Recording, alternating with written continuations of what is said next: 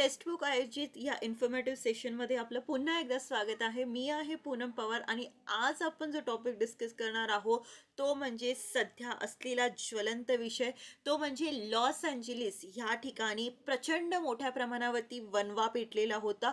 ठीक आहे, ह्यामध्ये बऱ्याच लोकांचं नुकसान झालं, लोकांची घरं जळून गेलेली आहे, व्हेजिटेशनचं तर नुकसान झालंच आहे, सोबतच वन्यजीवांचं नुकसानही तुम्ही बघू शकता. बऱ्याचशा लोकांची राहती घरं विस्थापित झालेले आहेत ते तिकडून. ठीक आहे, ह्यासारख्या घटना ज्या असतात ह्या फक्त लॉस एंजेलिसमध्ये घडल्या असं नाही. ठीक आहे, तर युजली ऑटमच्या पिरियडमध्ये ह्यासारख्या घटना या नॉर्थ अमेरिकामध्ये कंटिन्युअसली तयार होतात. तर काही वेळेला तुम्हाला साऊथ अमेरिका किंवा मग तुमचं जे दक्षिणेकडचे ग्रासलँड्स आहे आणि त्यात पण तुम्हाला माहिती आहे की ऑस्ट्रेलिया मध्ये लागलेली बुश फायर जी होती ही ह्याच स्वरूपाची होती. ह्यासारख्या घटना या कंटिन्युअसली घडत असतात. तुम्हाला माहिती असेल की जम्मू अँड काश्मीर या राज्यामध्ये सुद्धा युजली ऑटम सीझनमध्ये ह्यासारखे फॉरेस्ट फायर जे असतात ते लागत असतात, यासारखे वनवे जे असतात ते पेटत असतात. म्हणजे काय, ते ही फक्त लॉस एंजेलिस पुरता मर्यादित अशी घटना नाहीये, तर ही घटना जी असते ती तुम्हाला सर्वदूर पूर्ण पृथ्वीवर काही ना काही प्रमाणामध्ये बघायला मिळते. ही घटना घडण्यामागचं कारण काय आहे आणि ह्या घटना कंट्रोल करता येतात का, या विषयावरच आज आपण चर्चा करणार आहोत. ज्वलंत विषय असल्यामुळे ह्यावर डिस्कशन करणं मला गरजेचं वाटत होतं, त्यामुळे आज आपण भेटलेलो आहोत. बेसिकली वणवा म्हणजे काय, तर वणवा म्हणजे साध्या शब्दांमध्ये सांगायचं झालं तर जंगलाला लागलेली आग म्हणजे वणवा. ठीक आहे, आता वणवा कसा पेटतो, तर मोस्ट ऑफ द टाइम हा नॅचरली असतो, परंतु काही वेळेला आपल्या चुकीमुळे सुद्धा वणवा जो असतो तो पेटू शकतो. या दोघही परिस्थितीमध्ये लागलेली जी आग असते ही वन्यजीवांचं नुकसान करते, वन्य प्राण्यांचं नुकसान, वन्य वनस्पतींचे नुकसान करते आणि याच्यामुळे एक पूर्ण परिसंस्था जी असते ती भविष्यामध्ये धोक्यात येऊ शकते. इतकी अवघड परिस्थिती जी आहे ही निर्माण होते. बेसिकली इकॉलॉजिकल सक्सेशनमध्ये जी सेकंडरी सक्सेशन आहे ते होईल, ह्यासारखी परिस्थिती जी असते ही बऱ्याचदा निर्माण होण्याची शक्यता यामध्ये उद्भवू शकते. बेसिकली वणवा लागतो तरी कसा, वणवा लागतो कसा हे बघण्याआधी वणव्याचे प्रकार आपण समजून घेऊया. ठीक आहे, आता बेसिकली एक असतो तो म्हणजे सरफेस वणवा, ज्याला आपण सतह किंवा पृष्ठीय वणवा या नावाने ओळखतो. हा पृष्ठीय वणवा म्हणजे काय, तर झाडांच्या खाली जे छोटे छोटे गवत असतात, जे झुडपं असतात, यांना लागलेली आग. ठीक आहे, युजली ज्या वेळेला समर एक्स्ट्रीम असतं, समरमध्ये जेव्हा जमीन ही कोरडी होऊन जाते आणि गवत लवकर ड्राय होतं, ठीक आहे, अशा वेळेला युजली हे बुश फायर वगैरे तुम्हाला लागताना दिसतं. दुसरं असतं ते म्हणजे मुकुट आग किंवा क्राऊन फायर ज्याला म्हणतो. आता क्राऊन फायर म्हणजे काय बरं, तर बऱ्याचदा काय होतं की वाऱ्यामुळे झाडं एकमेकांवर आदळतात, त्यामुळे झाडांमध्ये ठिणगी पेटते आणि या ठिणगीमुळे जर झाडं ही ड्राय झाली असतील तर अशा वेळेला ही आग जी आहे ती सर्वदूर पसरते. आणि तिसरी असते ती म्हणजे भूमिगत आग. भूमिगत आग म्हणजे काय, तर बऱ्याचदा काय होतं की जमिनीखाली गाळ असतो, गाळामध्ये पालापाचोळा असतो, हा पालापाचोळा कुजतो, बऱ्याचदा या ठिकाणी मेथेन गॅस तयार होतो. हा मेथेन गॅस काही ना काही कारणामुळे पेट घेतो आणि त्यामुळे आग लागलेली तुम्ही बघू शकता. परंतु आज आपण जी बघणार आहोत ती मोस्ट प्रॉमिनेंटली सरफेस आणि क्राऊन फायर जी आहे ती बघणार आहोत. आता सरफेस फायरच्या बाबतीमध्ये म्हणायला गेलं तर सरफेस फायर बऱ्याचदा आपल्याकडच्या भागांमध्ये युजली उन्हाळ्याच्या दिवसांमध्ये आणि हिवाळ्याच्या दिवसांमधलं नको ते गवत जाळून टाकण्यासाठी लावताना आपण बघू शकतो. ठीक आहे, म्हणजे काय, तर सरफेस फायर म्हणावं तितकं असं अवघड गोष्ट नाहीये. ठीक आहे, वाळलेला जो गवत आहे, ठीक आहे, वाळलेलं जे गवत असतं ते लवकर पेट घेतं आणि लवकर संपतं. पण यामुळे युजली झाडांना कोणत्याही पद्धतीची इजा होत नाही आणि झाडं सर्व्हाइव्ह करून घेतात. ठीक आहे, परंतु जी क्राऊन फायर असते ना, ही क्राऊन फायर मात्र धोकादायक असते. Crown fire most of the time म्हणजे 90% ऑफ टाइम लागलेली असते, ती म्हणजे बिकॉज झाडं एकमेकांवर आदळली जातात आणि त्यामुळे जे घर्षण होतं, या घर्षणातून तयार झालेल्या ठिणगीमुळे ही आग जी असते ती लागते. युजली मुकुट आगीच्या बाबतीमध्ये लक्षात घ्यायचंय की ही दोन परिस्थितीमध्ये होऊ शकते. म्हणजे काय, तर उष्णकटिबंधामध्ये मोस्ट ऑफ द टाइम ही जी आग असते ही उन्हाळ्याच्या दिवसांमध्ये बघायला मिळते. तर समशीतोष्ण कटिबंधामध्ये ही युजुअली शरद ऋतूमध्ये बघायला मिळते. म्हणजे काय, तर शरद ऋतूमध्ये काय होतं की झाडं जी असतात, या झाडांना मिळणारं पाणी, आता स्कॅर्सिटी ऑफ वॉटर हा शब्द लक्षात घ्यायचा आहे. झाडांना जे मिळणारं पाणी असतं हे आटून जातं, गोठून जातं आणि त्यामुळे झाडांना म्हणावं तितकं पाणी मिळत नाही. झाडं पानगळ करतात, झाडं ड्राय होऊन जातात आणि यामुळे शरद ऋतूमध्ये सब ट्रॉपिक्स म्हणण्यापेक्षा ज्याला आपण म्हणू शकतो की टेम्परेट रिजनमध्ये आग लागताना तुम्ही बघू शकता. तर आपल्याकडे उष्णकटिबंधामध्ये युजुअली उन्हाळ्यामध्ये जी पानझड होते, ठीक आहे, ह्या कालामध्ये झाडं ही ड्राय होतात, शुष्क होतात आणि यावेळेला जर झाडांवर आदळआपट झाली, तर अशा वेळेला आग लागण्याची शक्यता जी असते ती वाढताना तुम्ही बघू शकता. आता लॉस एंजेलिसमध्ये लागणाऱ्या वणव्याचं कारण काय आहे? तर लॉस एंजेलिसमध्ये लागणाऱ्या वणव्याचं कारण सगळ्यात महत्त्वाचं म्हणजे, आता तुम्हाला माहिती आहे की उत्तरायण हे चालू झालेलं आहे. उत्तरायणच्या दरम्यान आता हळू उत्तरेकडचा भाग जो असणार आहे, तो उष्ण होत जाणार आहे. याच वेळेला कोरड्या भागामधून, म्हणजे तुम्हाला माहिती आहे की लॉस एंजेलिसच्या बरोबर रॉकीज माउंटनच्या वेस्टर्न साईडला तुम्हाला सगळं सियारा नेवाडा पासून हा सगळा ड्रायलँड दिसतो. ह्या ड्रायलँड पासून समुद्राकडे जे वारे वाहतात, हे जमिनीवरून समुद्राकडे वाहत असल्यामुळे बऱ्याचदा कोरडे असतात.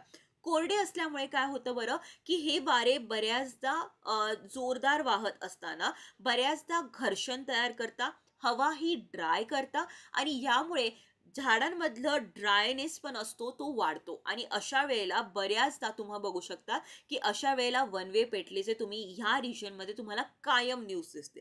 ठीक आहे.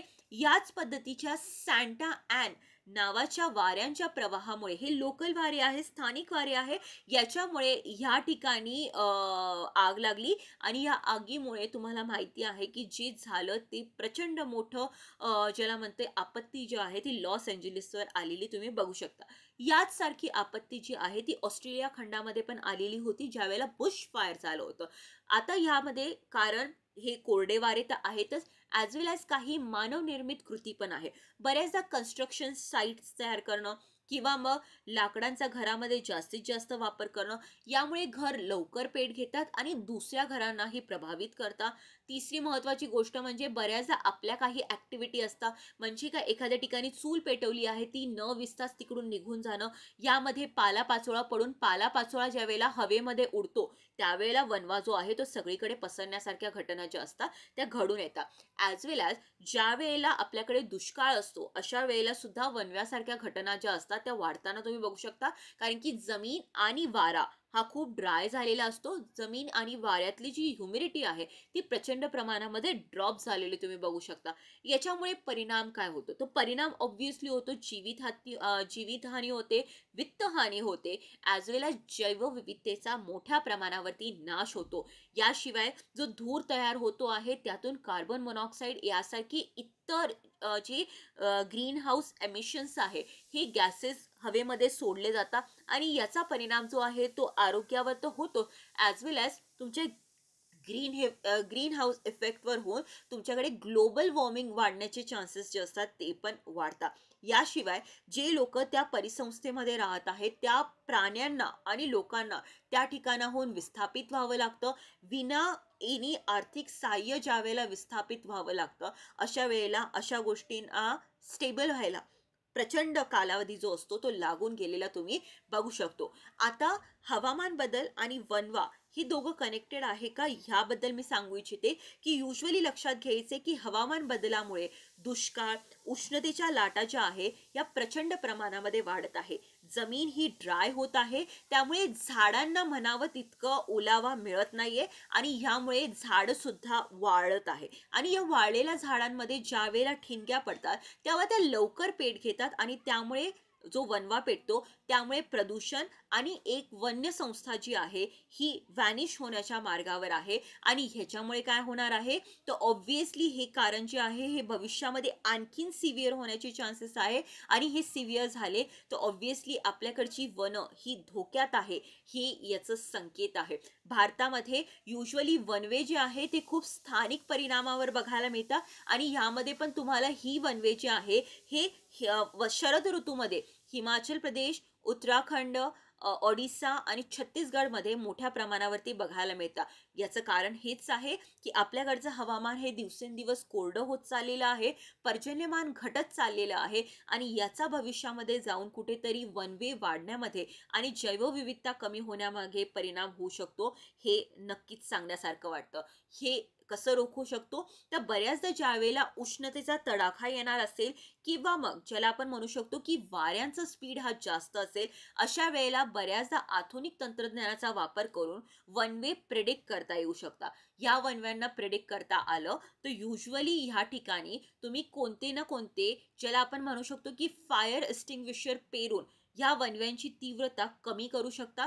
ॲज वेल एज ज्या मशिनरीज आहे जे फायर रेजिस्ट करण्यासाठी वापरल्या जातात किंवा फायरला कंट्रोलसाठी वापरल्या जातात, या मशिनरींचा तयारी जी आहे ही ह्यातून करता येते. ॲज वेल एज वनवा पेटण्याची जी शक्यता असेल तर अशा वेळेला त्या ठिकाणी राहणाऱ्या लोकांना स्थलांतरित करण्यासारख्या योजना ज्या आहेत त्या पण राबवता येऊ शकतात. आणि पर्यावरणाचा आणि मानवाचा कमीत कमी हानी व्हावी यासाठीचे विविध उपाय जे आहे या माध्यमातून आपण करू शकतो.